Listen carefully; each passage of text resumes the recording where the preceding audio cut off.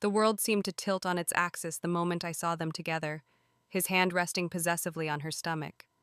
The air in the room thinned, making it hard to breathe, each gasp a painful reminder of my shattered reality. They stood there, bathed in the soft glow of the afternoon sun, a tableau of betrayal etched against the backdrop of my life. They had ended me. If you have a sister, a brother, a family who would stand by you no matter what. My name is Sarah, and up until that moment I believed in the sanctity of family, the unbreakable bond of marriage, and the loyalty of those closest to me. I had it all. A loving husband, Mark, a beautiful home, and a sister, Emily, who was my confidant, my rock.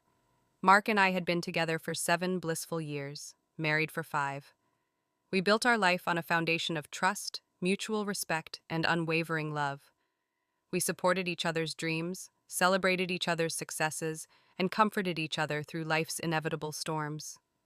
Emily was always there, a constant presence in our lives. She was the fun aunt, the supportive sister, the shoulder to cry on.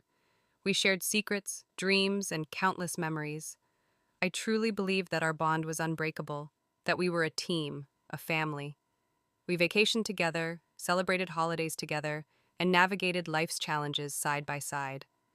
Mark and Emily had a special connection, a sibling-like bond that I cherished. They teased each other, bickered playfully, and always had each other's backs. I often joked that they were more like siblings than in-laws. I encouraged their friendship, believing that it strengthened our family unit. I never suspected, not even for a moment, that their bond would morph into something sinister, something that would shatter my world into a million pieces. I remember the day Mark and I brought Emily into our lives clearly. She was going through a difficult time, struggling to find her place in the world.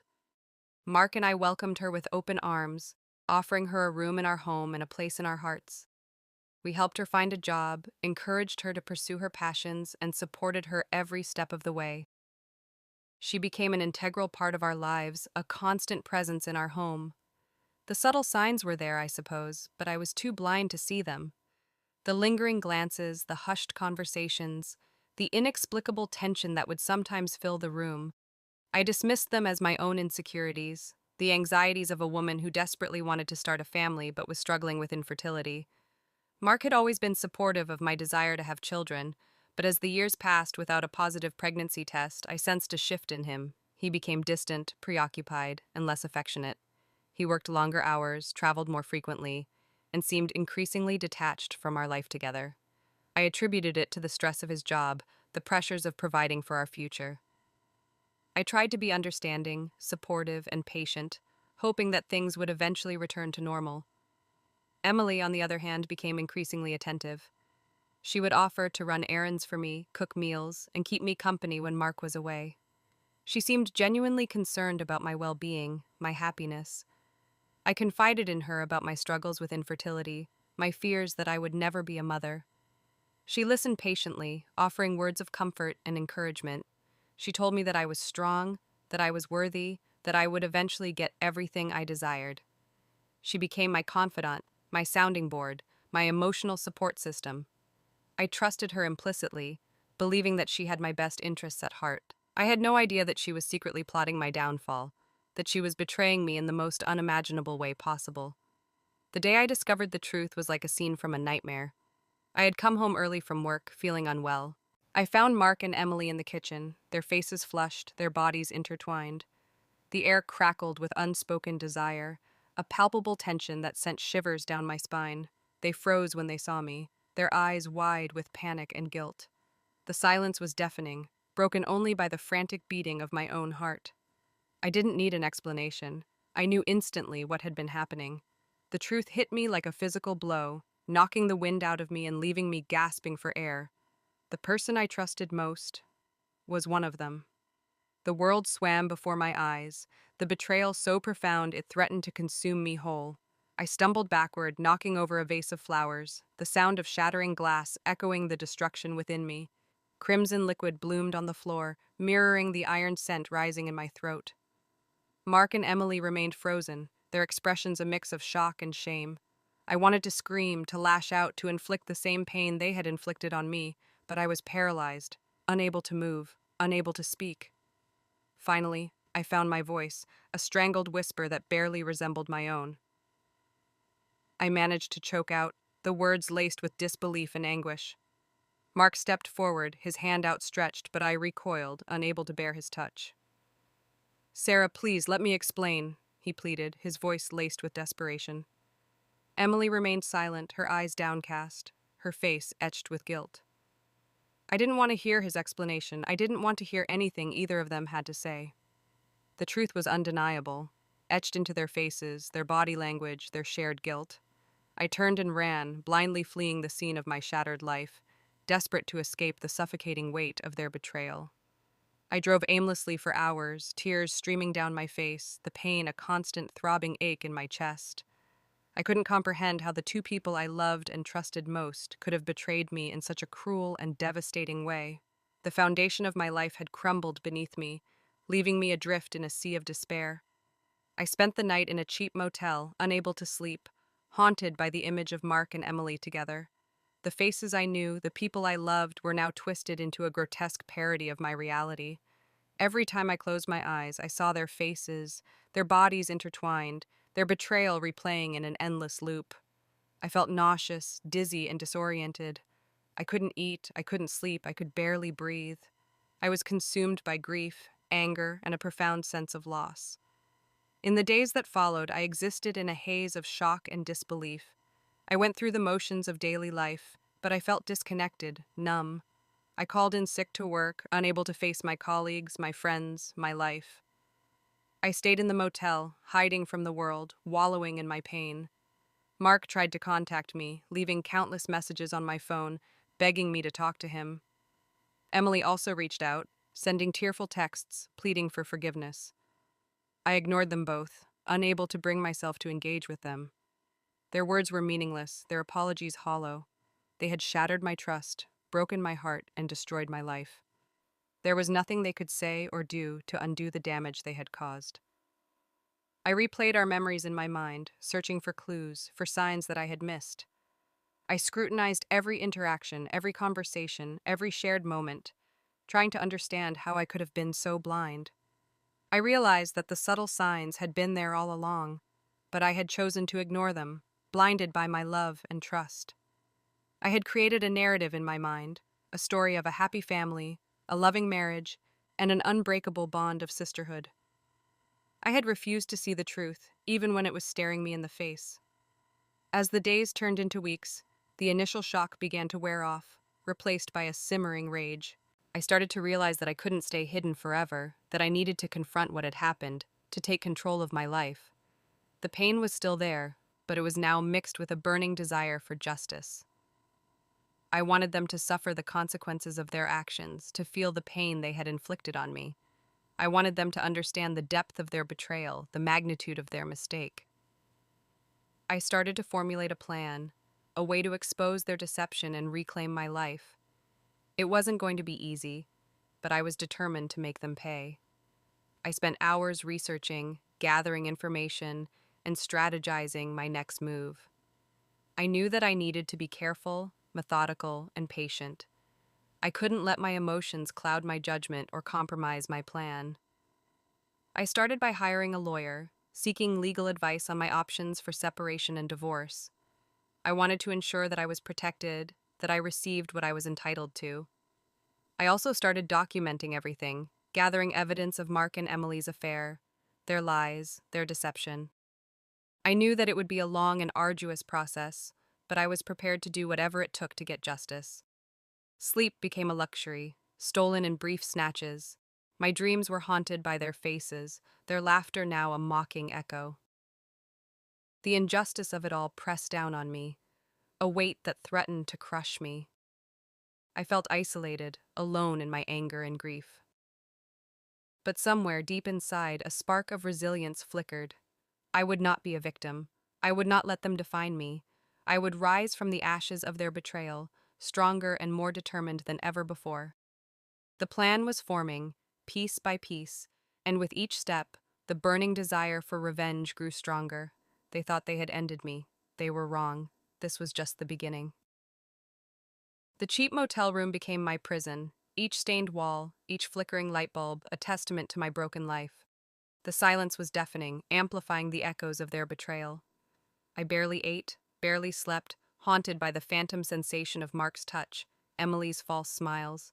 I was drowning in a sea of despair, the waves of grief and anger threatening to pull me under. The world outside continued, oblivious to the cataclysm that had shattered my existence. I saw glimpses of it on the television, smiling faces, happy families, lives untouched by such profound treachery. Each image was a fresh wound, a painful reminder of what I had lost. I considered ending it all. The darkness whispered promises of release, of a final escape from the pain. It would be so easy, a simple surrender to the abyss. The thought was a constant companion, a tempting solace in my darkest hours. I imagined the look on their faces, the shock and remorse that might finally penetrate their callous hearts. But then, a flicker of defiance ignited within me. They didn't deserve to be absolved of their actions. They didn't deserve the peace that my absence would bring. They deserved to suffer, to understand the magnitude of their cruelty. And I, Sarah, would be the one to deliver their just deserts.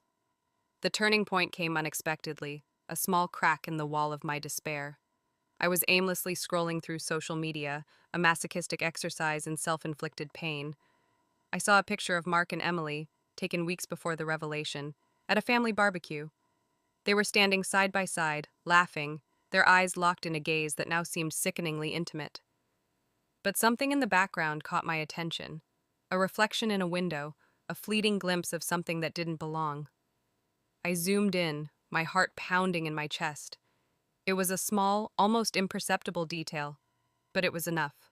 It was a key, a clue, a piece of the puzzle that I had been desperately trying to solve. The reflection revealed a conversation, a hushed exchange between Mark and Emily, their faces etched with a mixture of anxiety and excitement. I couldn't hear the words, but their body language spoke volumes. They were plotting something, something significant, something that involved me. A surge of adrenaline coursed through my veins, washing away the numbness that had enveloped me for so long. This wasn't just about an affair, it was about something more, something deeper, something far more sinister. The victim mentality began to dissolve, replaced by a cold, calculating resolve. I was no longer just a betrayed wife. I was a strategist, a detective, a warrior. I would uncover their secrets, expose their lies, and make them pay for what they had done. The anger that had been consuming me transformed into a focused determination. I started to research, to investigate, to piece together the fragments of their deception. I discovered hidden accounts, encrypted messages, and a web of lies that stretched back months, maybe even years. I learned that Mark and Emily had been planning this for a long time, meticulously orchestrating my downfall. They had been waiting for the right moment, the perfect opportunity to strike. My infertility struggles had been a convenient excuse, a way to manipulate me into feeling vulnerable and insecure. They had used my trust against me, exploiting my love for them to further their own twisted agenda.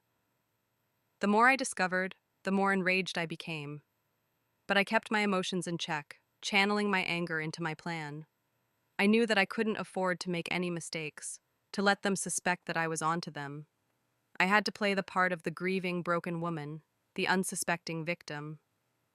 It was a difficult act, but I managed to pull it off, masking my true feelings behind a facade of sadness and resignation. I started to gather evidence, meticulously documenting their every move.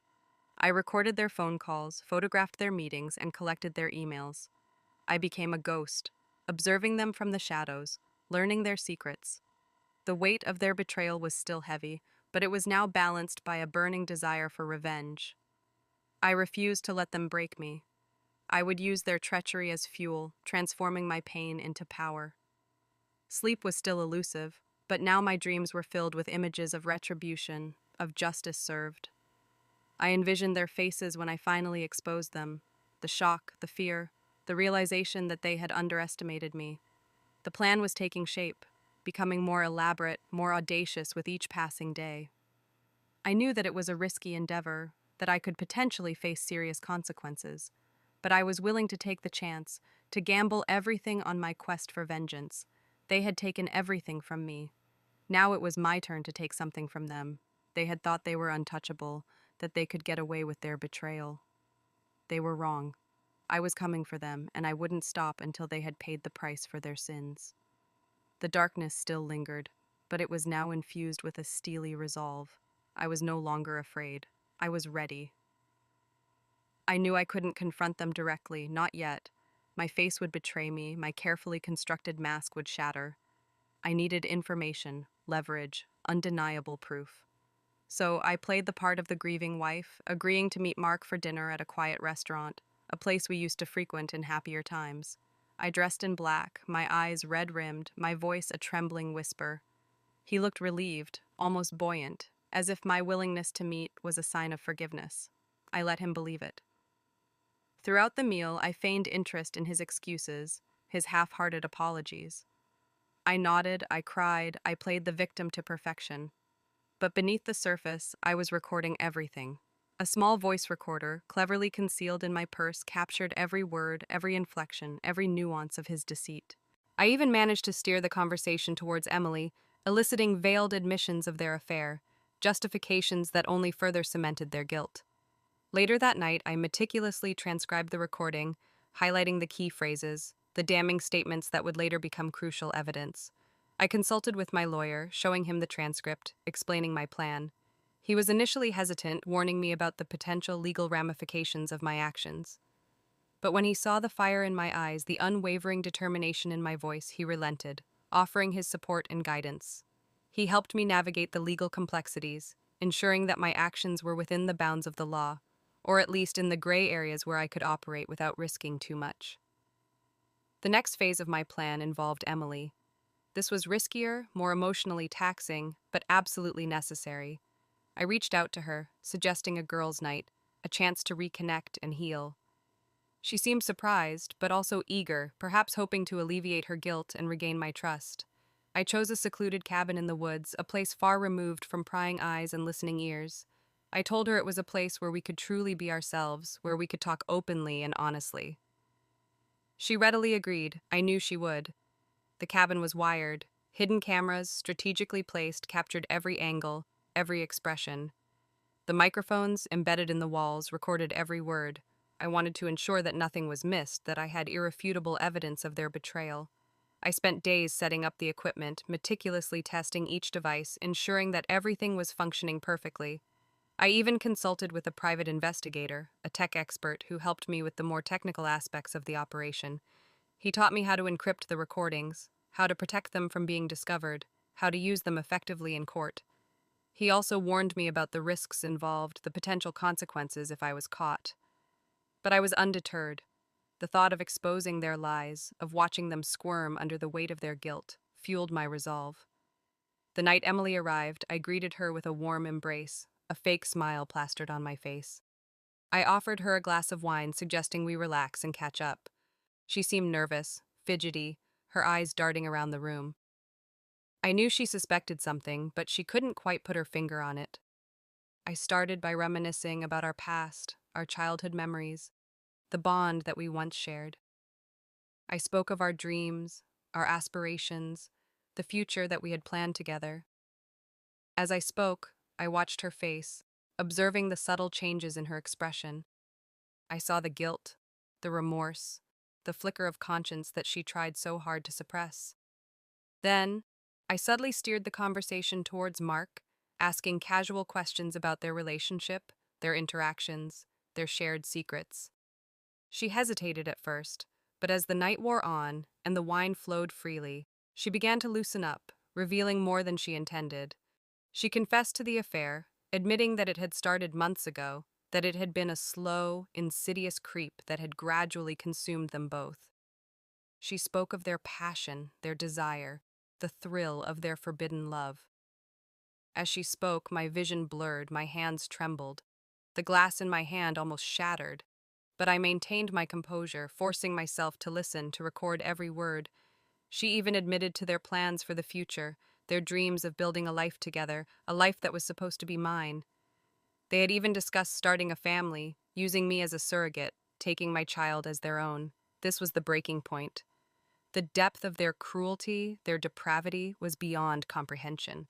I wanted to scream, to lash out, to inflict the same pain they had inflicted on me. But I couldn't, not yet. I had to remain calm, to maintain the facade, to gather all the evidence I needed. The following days were a blur of activity. I downloaded the recordings, transcribed the conversations, and compiled the evidence into a comprehensive package.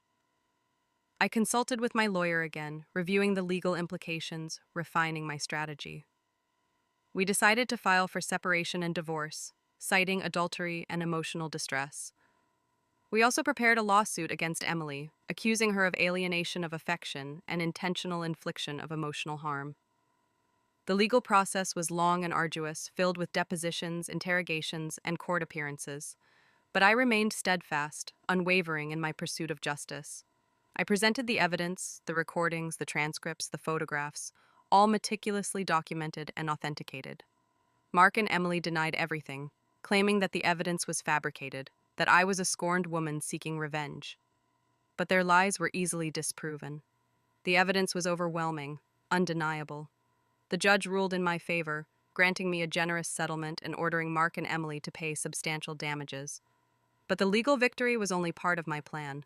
I wanted to expose them publicly, to reveal their treachery to the world. I leaked the story to the local news, providing them with copies of the evidence, the recordings, the transcripts. The story quickly went viral, spreading across social media, national news outlets, and international media. Mark and Emily became pariahs, ostracized by their friends, their families, their communities. Their reputations were ruined, their careers destroyed. They lost everything. The news wasn't done with them, not by a long shot. The story had legs, and every reporter in a 5-state radius was digging, desperate for a new angle, a fresh detail to feed the insatiable public appetite. And then, they found it. A small-town newspaper unearthed Mark's past.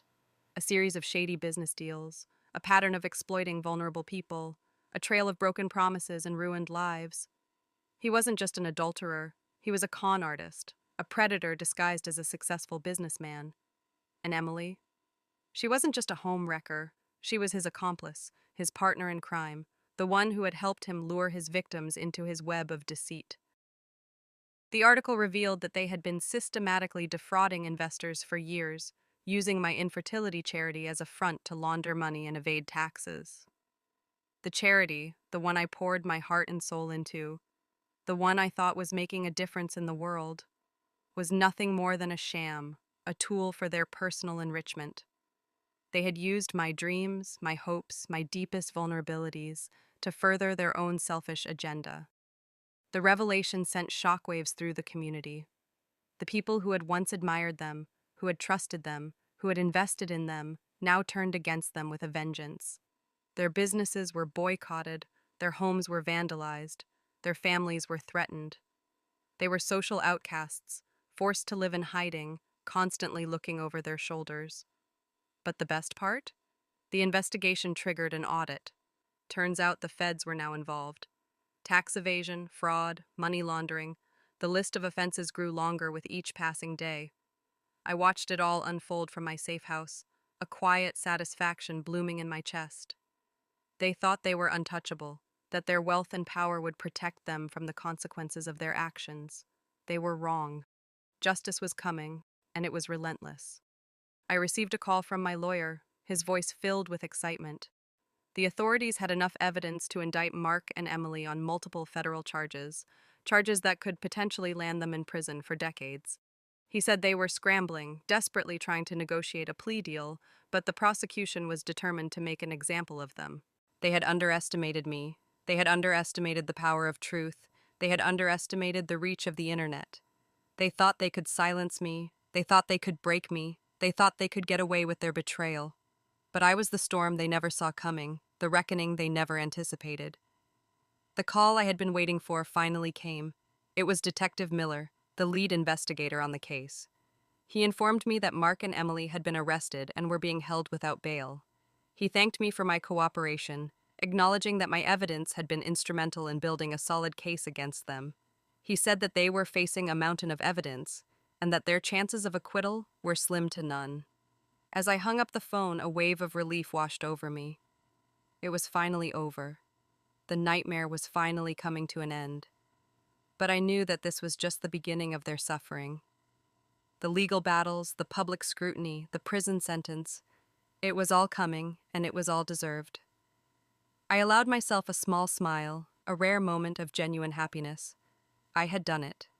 I had exposed them. I had brought them to justice. I had reclaimed my life. I packed my bags, ready to leave the safe house behind and start anew. As I walked out the door, I paused for a moment, taking a deep breath of fresh air.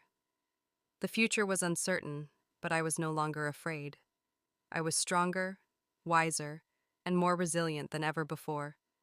I was ready to face whatever challenges lay ahead, knowing that I had the strength to overcome anything.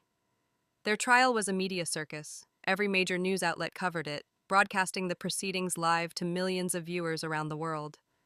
Mark and Emily sat at the defendant's table, looking pale and defeated, their eyes darting nervously around the courtroom. They were a far cry from the confident, arrogant individuals they once were. The prosecution presented a compelling case, laying out the evidence in meticulous detail. They called witnesses who testified to Mark's fraudulent business practices and Emily's role in the scheme. They played the recordings, the transcripts, the videos, all of which painted a damning picture of their guilt. The defense tried to argue that the evidence was circumstantial, that I was a vengeful ex-wife seeking to destroy them.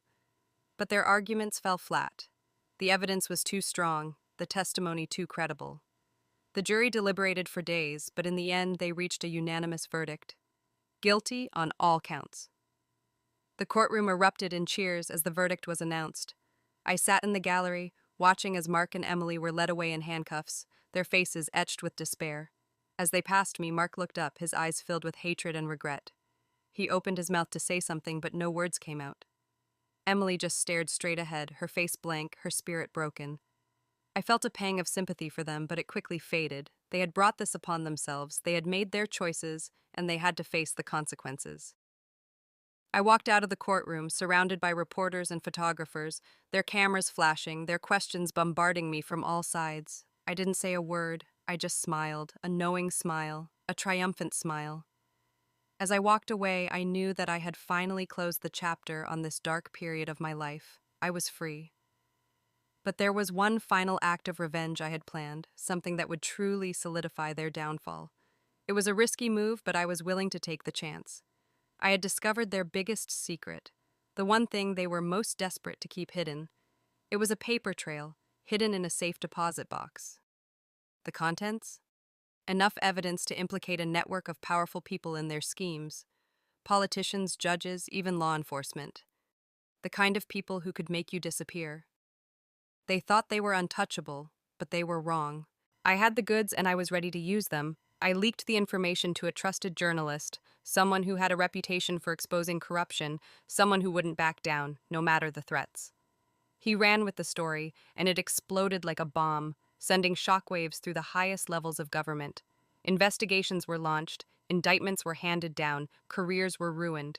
Mark and Emily's network of protection crumbled, leaving them exposed and vulnerable. Before their sentencing, I requested to speak. The judge granted it. I stood before them, not with anger, but with a chilling calm. "You thought you could steal my life, destroy my dreams," I began, my voice echoing in the silent courtroom. "You underestimated the strength of a woman scorned. This isn't just about me. It's about everyone you've hurt, everyone you've betrayed." I paused, meeting their gaze. "Enjoy your new home." The judge handed down the sentence. 25 years, no parole. As they were being led away, Emily finally broke, her composure shattering. She turned to me, her face contorted with rage and despair. "You haven't won!" she shrieked. I simply smiled. "Oh, it's over," I replied. That night, I slept soundly for the first time in months. The darkness had finally lifted, replaced by a sense of peace and closure. They had taken everything from me, but I had taken it all back, and then some. I had emerged from the ashes, stronger and more resilient than ever before. And as I drifted off to sleep, I couldn't help but smile, knowing that they would never know true peace again. Their lives were ruined, their reputations destroyed, their freedom taken away. And it was all thanks to me. The real fun began after the sentencing. Prison was a new kind of hell for them, a place where their money and influence meant absolutely nothing.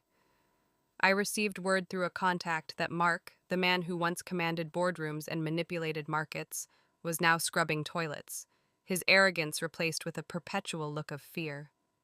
Emily, who had once graced magazine covers and socialized with the elite, was now sewing uniforms, her designer clothes exchanged for drab prison garb. The power dynamics had shifted completely. They were no longer the hunters, they were the hunted. But that wasn't enough. I wanted to dismantle everything they had built, brick by agonizing brick. Their assets were seized, their mansions were sold, their luxury cars were auctioned off. Every symbol of their wealth, every reminder of their past life, was stripped away. The charity, once tainted by their greed, was now being run by a new board of directors, dedicated to transparency and integrity. It was a phoenix rising from the ashes, a testament to the resilience of the human spirit. And then came the final, devastating blow. Remember that network of powerful people I exposed? The dominoes began to fall. Politicians resigned in disgrace, judges were impeached, law enforcement officials were fired. The corruption ran deep, and the fallout was spectacular. Mark and Emily's names were forever linked to the scandal, their reputations irrevocably tarnished. I made sure their families knew everything. His parents, once so proud of their successful son, disowned him, unable to reconcile the monster he had become with the boy they had raised. Her siblings, who had once envied her glamorous life, now shunned her, disgusted by her betrayal. They were completely alone, isolated from everyone they had ever known. There was no escape from the consequences of their actions. Their attempts to appeal the verdict were swiftly denied. The evidence was overwhelming. The public sentiment was against them. They were trapped with no hope of redemption. Years passed. I rebuilt my life, focusing on my career, my friends, and my own well-being. I traveled the world, pursued my passions, and surrounded myself with people who loved and supported me. I refused to let their actions define me. I emerged from the darkness stronger, wiser, and more resilient than ever before. I even started a new charity, one that was dedicated to helping victims of fraud and betrayal. It was my way of turning my pain into purpose, of using my experience to make a positive impact on the world. One day, I received a letter. It was from Emily. Her handwriting was shaky, her words filled with remorse. She apologized for everything, acknowledging the pain she had caused me and admitting that she had made terrible mistakes. She said that she understood if I couldn't forgive her, but she hoped that one day I would find peace. I read the letter with a mixture of emotions. Part of me felt a flicker of sympathy for her, a recognition of the humanity that still existed beneath the layers of deceit and betrayal. But another part of me remained guarded, wary of her motives.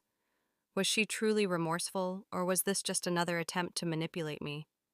I decided to write back. I told her that I had forgiven her, not for her sake, but for my own. I explained that holding on to anger and resentment would only poison my own soul. I wished her well and encouraged her to use her time in prison to reflect on her actions and to make amends for the harm she had caused. I sent the letter and never heard from her again. I learned later, through a contact at the prison, that Mark had become a shell of his former self, consumed by guilt and regret. He had alienated everyone around him, pushing away any attempts at friendship or reconciliation. He spent his days in isolation, haunted by the ghosts of his past. Emily, on the other hand, had found solace in religion. She had become a devout Christian, volunteering her time to help other inmates and dedicating her life to serving others. She had found a sense of purpose in her suffering, a way to atone for her sins. The news brought me a sense of closure. I realized that I had achieved everything I had set out to do. I had exposed their lies, brought them to justice, and reclaimed my life.